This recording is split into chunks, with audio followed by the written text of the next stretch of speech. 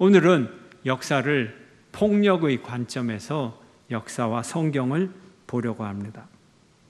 폭력의 역사. 폭력의 역사는 창세기 3장에서부터 시작을 합니다. 아담과 하와가 범죄할 때 어떻게 범죄가 시작이 되었죠? 뱀이 인간을 속입니다. 하나님이 선악과를 먹지 말라고 했고 먹으면 반드시 죽으리라고 했지만 너희들은 선악과를 먹을 수 있어. 결코 죽지 않을 거야. 선악과를 먹으면 하나님처럼 되어 선악을 알게 될 거야. 이런 말을 합니다. 인간의 깨끗한 지성, 인간의 순수한 욕망에다가 사탄은 지적 폭력을 가하고 또 욕망적 폭력을 가합니다. 먹음직하고 보암직하고 탐스럽게도 하는 욕망적 폭력을 가하고 지혜롭게 할 만큼 하다고 하는 지적인 폭력을 가합니다. 그래서 하나님의 약속을, 하나님의 명령을 지키지 않게 함으로써 하나님과의 관계를 파괴하는 관계의 폭력을 줍니다. 그리고 네가 하나님처럼 될 수 있다 해서 지적 폭력을 넘어서서 영적인 폭력을 사람에게 가하는 것이었습니다.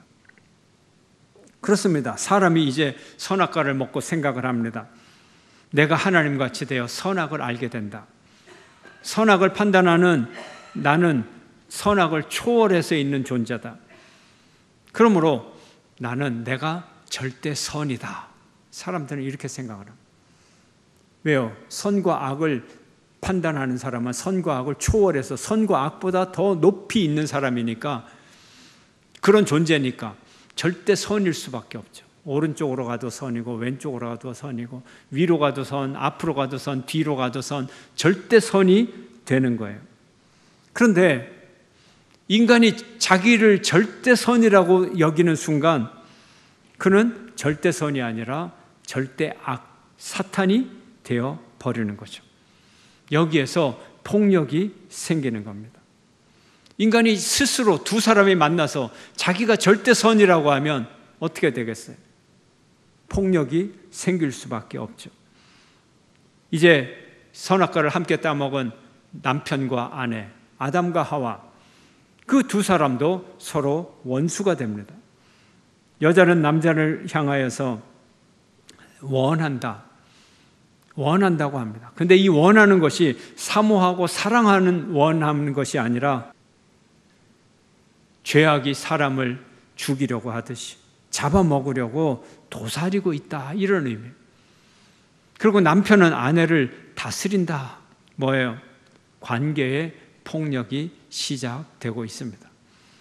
죄를 범함으로 가정과 공동체와 사회와 국가의 이 폭력적 관계가 발전하고 있는 것입니다. 죄의 결과가 무엇입니까? 폭력의 역사가 시작된 것입니다. 심지어는 사람으로 말미암아 땅이 저주를 받게 되었어요. 생태적 폭력이 시작이 되었습니다. 이 폭력은 점점 발전합니다. 창세기 4장에서 이 폭력이 발전하여 가인이 동생 아벨을 죽이는 살인사건이 발생합니다. 그리고 이 폭력과 살인은 점점 더 발전하여 라멕이라고 하는 인물이 등장을 합니다. 라멕이 어떤 인물인가? 창세기 4장 24절 함께 읽겠습니다. 시작. 가인을 위하여는 벌이 7배일지인데 라멕을 위하여는 벌이 77배 이르로다 하였더라. 이 라멕은 아주 잔혹한 사람이에요. 우리가 손해가 발생하면 어때요? 그대로 갚아주면 되잖아요. 또 위로의 의미에서 2배로 갚아주면 되잖아요. 근데 라멕은 자기에게 피해를 입히면 무조건 몇 배를 배상시킨다고요? 77배를 물어내게 한다는 거예요. 복수를 77배를 하겠다는 거예요. 아주 잔혹하게 됐죠. 아주 잔혹한 사람. 급기야 노아 시대에 하나님은 사람들을 향하여 말합니다. 아, 사람의 죄악이 세상에 가득하구나. 내가 사람을 지면에서 쓸어버려야 되겠다. 하나님의 애타는 마음이었습니다. 인류의 역사가 이렇게 폭력과 죄악으로 가득 차게 되었습니다. 그래서 하나님은 홍수로 온 인류를 말 그대로 쓸어버리고 노아의 가족과 함께 새 출발, 새 역사를 시작을 합니다. 그런데 그 역사가 또다시 죄악의 역사로 변해 갔습니다. 또다시 죄악이 퍼졌어요. 그 절정이 바벨탑 사건입니다. 바벨탑 사건. 창세기 11장에 보면 바벨탑 이야기가 나옵니다. 그러나 이 바벨탑 이야기는 바벨탑 한 사건이 아니라 인류의 죄악을 상징적으로 보여주는 하나의 모형적인 사건이다. 인류 죄악의 스테레오타입이다. 이렇게 상징적 사건이다. 이렇게 볼 수가 있습니다. 바벨탑 사건을 크게 두 가지로 해석을 할 수가 있습니다. 첫 번째 해석 하나는 하나님이 심판하여 흩으셨다 하는 거예요. 심판하여 흩으셨다. 다양성은 하나님의 징벌이다. 이렇게 보는 관점이에요. 이렇게 이 바벨탑 사건을 읽을 수가 있어요. 인간이 교만하여 바벨탑을 쌓자 하나님이 분노하셔서 온 지면의 사람들을 흩어버리셨다. 이 죄의 결과로 민족들이 다른 언어를 사용하게 되었고 분열되게 되었다. 두 번째 또 다른 해석이 있어요.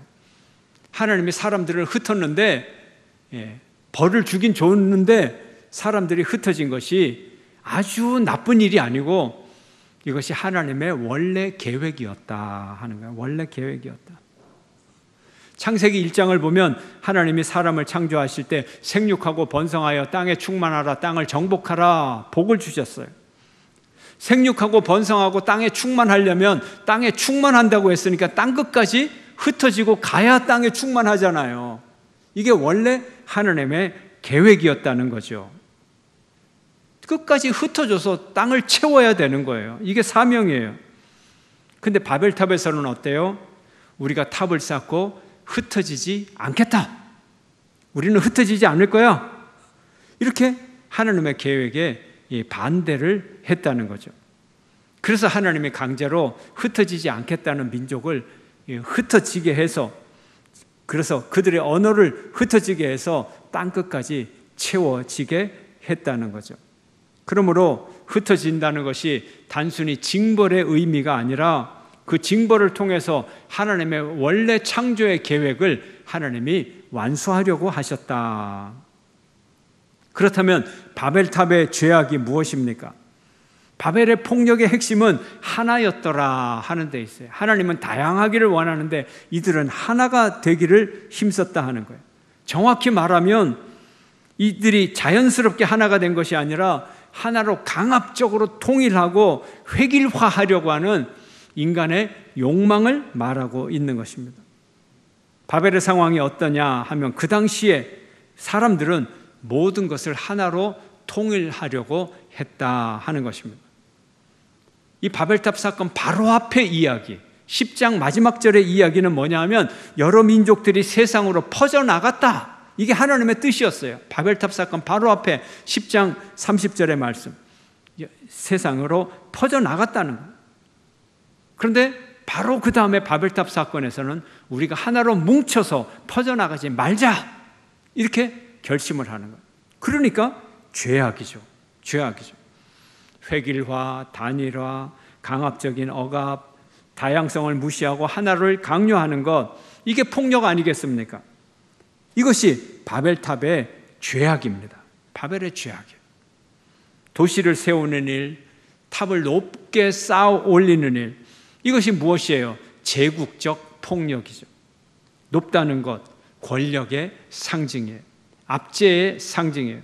계층이 나눠지고 계급이 생기고 지배 패러다임이 생기고 이데올로기가 생기고, 이게 제국의 폭력이에요. 그래서 바벨 지방에서 일어난 바벨론 제국, 바벨론 제국을 성경에서는 인류 역사상 최대 최악, 최고의 죄악이다.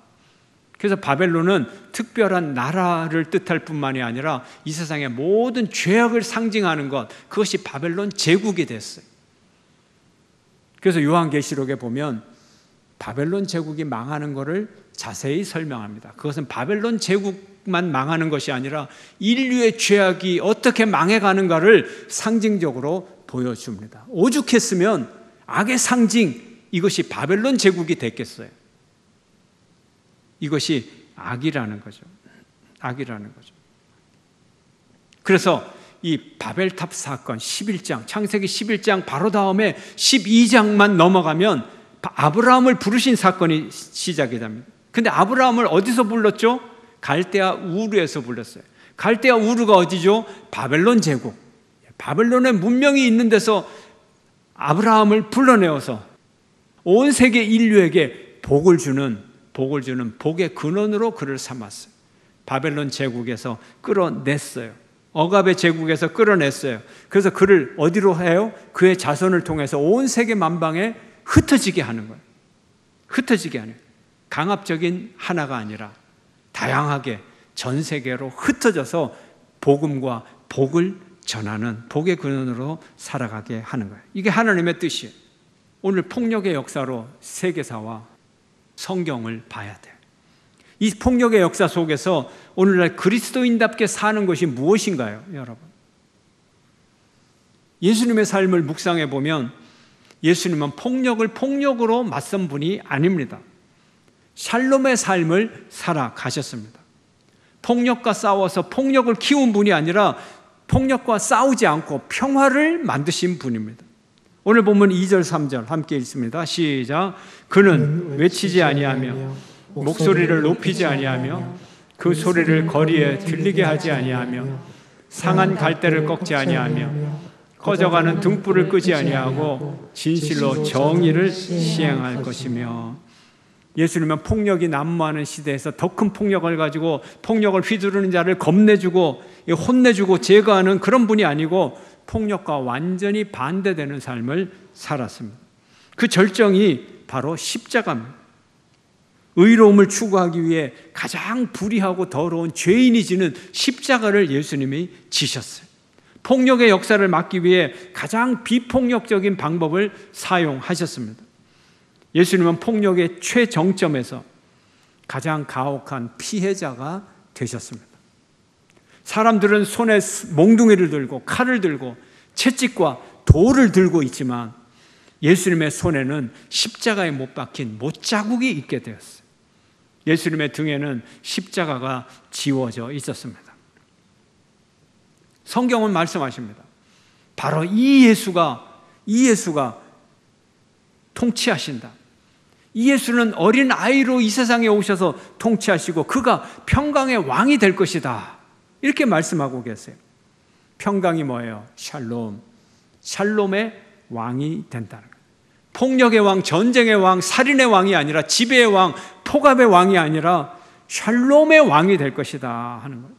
하나님 나라는 영원히 정의와 공의로 그것을 보존하실 것이다. 하나님 나라는 정의와 공의를 통해 영원히 지속될 것이다 말하는 거예요. 하나님 나라의 지속성의 원리가 뭐라고요? 정의와 공의. 이 세상 나라의 지속성의 원리가 뭐라고요? 정의와 공의. 그 나라가 오래 가려면 정의와 공의가 있어야 돼요. 돈이 많고 권력이 세고 군사력이 강해서 그 나라가 오래 가는 것이 아니라 정의와 공의로 그 나라가 오래 가는 거예요. 정의는 뭐예요? 사회 정의를 말해요. 사회 정의. 공의는 뭐예요? 개인의 의로운 삶을 얘기하고 있어요. 개인이 의롭게 사는 공의. 사회의 공평한 정의, 사회 정의가 이루어지면 그 나라가 영원히 지속되는데 이 나라는 샬롬의 나라라는 거예요. 그러므로 샬롬의 왕은 정의의 왕이요 공의의 왕입니다. 오늘 본문도 우리가 읽어봤을 때 앞절에서 이 샬롬 왕은 이방인들에게 뭘 전한다 그랬어요? 차별과 폭압이 아니라 이방인들에게 뭘 전해요? 정의를 전해준다 그랬어요. 그리고 이방인들에게 뭘 전해줘요? 빛을 전해준다 그랬어요. 이것이 샬롬의 왕이요 샬롬의 왕국인 것입니다. 샬롬의 나라는 정의와 공의를 통하여 영원히 보존될 것입니다. 우리 그리스도인은 누구입니까? 예수를 따라가는 사람들, 그리스도를 닮아가는 사람들입니다. 우리가 샬롬의 왕입니다. 하나님은 우리를 왕이라 그랬잖아요. 우리가 샬롬의 왕입니다. 우리가 샬롬의 제사장입니다. 샬롬의 백성입니다. 우리가 세상에 나가서 샬롬을 전할 사명이 우리에게 있습니다. 분열의 편에 서지 마세요. 폭력의 편에 서지 마세요. 사람의 편에 서지 마세요. 하나님의 편에, 샬롬의 편에 서는 여러분이 되시기를 축원합니다. 하나님이 우리에게 대한민국을 주신 것은 사랑의 소명으로 섬기라고 주셨어요. 대한민국은 우리의 사랑의 대상이요, 선교의 대상이요, 선교 할당 지역인 것입니다. 땅의 나라가 우리에게 절대적인 것이 아닙니다. 하나님 나라가 우리에게 절대적인 것입니다. 이것이 우리의 정체성이에요. 예수님도 말씀하십니다. 오직 그의 나라와 그의 의를 구하라. 하나님만을, 오직 그의 나라와 그의 의, 배타적인 의미를 가지고 있습니다. 하나님만 사랑하고 그럼 세상을 사랑하지 말라는 거냐? 그게 아니죠. 그게 아니죠. 하나님 외에 다른 것, 다른 사람, 다른 사상, 다른 지식, 다른 민족, 다른 국가, 그 어떤 것도 사랑하지 말라. 유다 백성들은 자기들을 절대화했어요. 우리에게는 하나님의 약속이 있고 하나님의 율법이 있고 우리에게는 할례가 있어. 우리에게는 예루살렘 성이 있고 우리에게는 예루살렘 성전이 있어. 우리는 절대 망하지 않을 거야. 하나님을 높이는 것 같지만 자기 자신을 절대화했던 것입니다.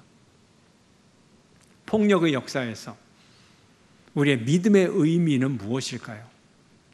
다니엘을 한번 볼까요? 믿음의 사람 다니엘. 바벨론에 잡혀간 다니엘은 그 나라 왕들을 섬긴 것일까요? 아니요, 아닙니다. 왕을 섬기지 않았어요. 다니엘은 어디에 있든지 어떤 상황에 있든지 어떤 왕 아래에 있든지 어떤 상황에 처해 있든지 하나님만을 섬겼어요. 다니엘과 그 세 친구들 어린 시절에 바벨론에 가서 초엘리트 교육생이 됐어요. 초엘리트 교육생.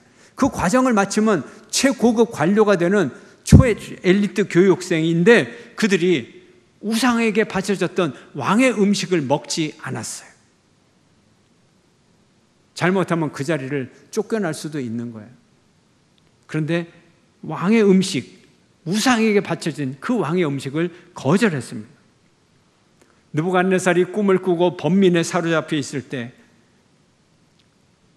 다니엘은 하나님의 깊은 비밀적 계시를 전해주었어요. 은밀한 계시를 전해주었어요.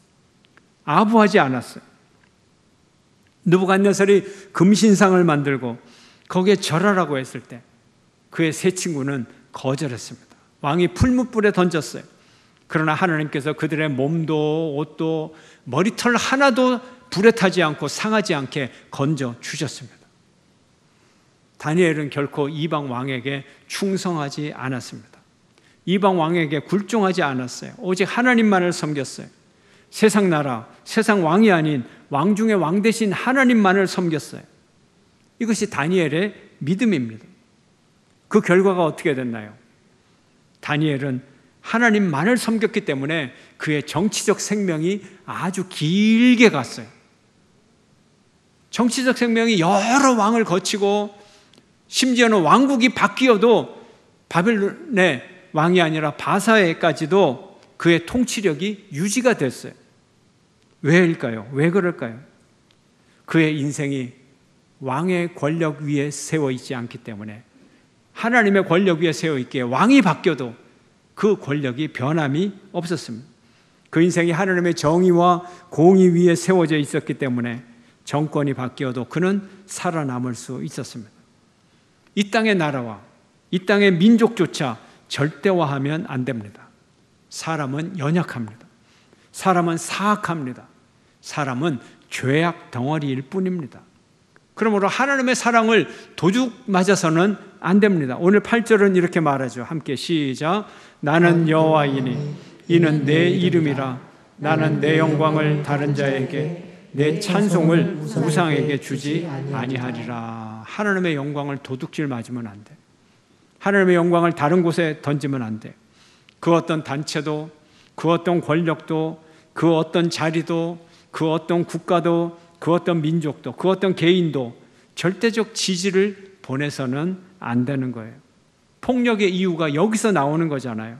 우리 편은 옳고 상대방은 무조건 나쁘다고 보이기 때문에 폭력이 발생하는 거예요. 여러분의 눈에 내 편이 있고 그리고 적군이 있어. 그러면 이 폭력은 이미 여러분의 마음속에서 시작이 된 거예요. 샬롬의 길은 첫째로 정의를 수립하는 거예요. 정의의 열매는 샬롬입니다. 정의가 깨지면 샬롬이 깨집니다. 둘째 샬롬의 길은 이웃을 사랑하는 것입니다. 정의를 수립하면 샬롬이 오고 이웃을 사랑하면 더 큰 샬롬이 옵니다. 셋째로 샬롬을 수립하는 가장 결정적인 길은 원수를 사랑하는 것입니다. 정의를 수립하면 평화가 오고 이웃을 사랑하면 더 큰 평화가 오고 원수를 사랑하면 이웃사랑의 샬롬을 향한 폭발적인 능력을 얻게 됩니다. 원수 사랑은 예수님께서 살아가신 샬롬의 길입니다. 정의와 이웃 사랑 그리고 원수 사랑보다 더 중요한 것이 있는데 그것은 샬롬의 왕이신 예수님을 따라가는 것이고 샬롬의 왕이신 예수님께 기도하는 것입니다. 우리가 샬롬의 삶을 완전히 살아갈 수는 없지만 주님께 기도함으로써 주님께서 샬롬의 왕이 되고 이 세상의 역사를 지배하시도록 맡겨드리는 것, 이것이 샬롬의 길인 것입니다. 우리가 교회를 사랑하고 우리가 국가를 사랑합니다. 이 공동체를 사랑합니다. 어떻게 사랑해야 될까요? 최고의 섬김은 이 국가와 공동체와 교회 위에 하나님의 샬롬, 예수님의 샬롬이 임하도록 우리가 기도하는 것, 애쓰는 것, 이것이 우리가 해야 할 일인 것입니다. 샬롬의 왕이신 그리스도의 통치, 이것이 최고의 샬롬임을 믿으시기를 축원합니다. 샬롬은 우리의 새로운 존재 방식이고 새로운 질서입니다. 새로운 관계 맺기의 방식입니다. 하나님을 닮은 존재 방식이 샬롬의 방식입니다. 사람이 죄로 인하여 무너졌을 때 서로 싸우고 갈등하고 죽고 죽이고 먹고 먹히는 그런 관계지만 샬롬의 관계는 평화롭게 공존하고 함께 살아가고 서로 뗄래야 뗄 수 없는 사랑의 관계를 만들게 됩니다. 이사야 선지자는 샬롬의 상상력으로 예언을 했습니다. 우리가 상상을 해도 욕망의 상상이 있고 죄악의 상상이 아니라 샬롬의 상상을 해야 돼요. 샬롬의 세계를 꿈꿔야 되는 거예요. 그가 이렇게 고백합니다. 그때의 이리가 어린 양과 함께 살며 표범이 어린 염소와 함께 누우며 송아지와 어린 사자와 살찐 짐승이 함께 있어 어린아이에게 끌리며 샬롬의 판타시, 샬롬의 이미지네이션, 샬롬의 상상력, 이리와 어린 양이 함께 놀고 표범과 염소, 사자와 소, 사람과 뱀이 공존하는 아름다운 질서, 이것이 얼마나 아름다운 꿈입니까? 하나님과 사람 사이에 임한 샬롬, 이 샬롬이 모든 피조물에게 임하기를 원하는 것입니다. 믿음의 거룩한 상상력은 희망이 현실이 되게 만듭니다. 샬롬의 상상력은 샬롬의 현실을 반드시 가져옵니다. 여러분이 샬롬의 꿈을 꾸면 샬롬이 여러분의 삶 가운데서 이루어질 줄로 믿으시기를 축원합니다.